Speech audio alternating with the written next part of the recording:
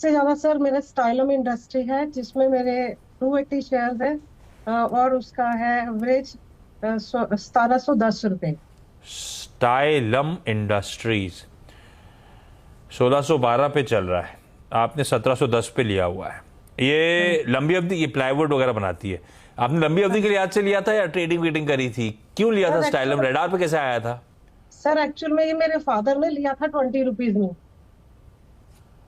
उसके बाद आपने और खरीद ली, फिर ये 1710 क्यों लिखा हुआ है सर खरीद का भाव? एक्चुअल में है तो 1710 में एवरेज बन गई मेरी, क्योंकि ये बहुत पुराना मेरे पास उस टाइम गोल्डन लेमिनेट नाम से था। ये कंपनी चेंज होके स्टाइलम इंडस्ट्री हो गई।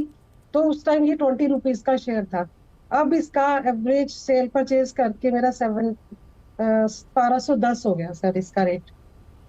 500 में भी मैंने सेल किए थे, दोबारा परचेज किए, उसके बाद एवरेज बन गई मेरी अब 1710 रुपये। अच्छा, 1980 इसके वैसे साल के हाईज हैं। खैर ठीक है, जो है स्टाइलम इंडस्ट्रीज, कविता जी 1710 की औसतन खरीद का भाव 100 रुपए मेरी खरीद से नीचे चल रहा है। या सो स्टाइलम इंडस्ट्रीज अगर 1611 पर है, मुझे लगता है 1570 का एक स्ट्रिक्ट स्टॉप लॉस मेंटेन करना चाहिए मैम को। एंड इन केस ऊपर में मुझे लगता है पॉसिबल मूव है इसमें, जिस तरीके के फॉर्मेशन बनते हुए दिख रहे हैं, अंडर फॉर्मेशन है फॉर श्योर। तो 1750 जो उनका लेवल है वहीं एक इमीडिएट रेजिस्टेंस बनता हुआ दिखेगा।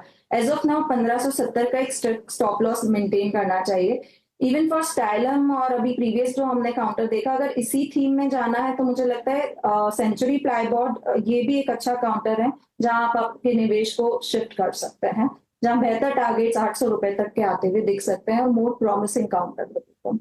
क्या है, स्विच कर जाऊं सेंचुरी प्लाई पे?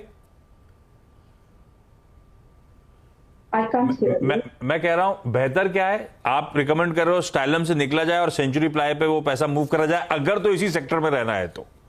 यस, इसी सेक्टर में रहना है तो आप 1570 का स्टॉप लॉस मेंटेन कीजिए। एक बेहतर एंट्री ऊपर के साइड आपको एग्जिट आपको मिलता है तो वहां पैसा निकालिए और सेंचुरी प्लाईबोर्ड में अपना पैसा लगा सकते हैं।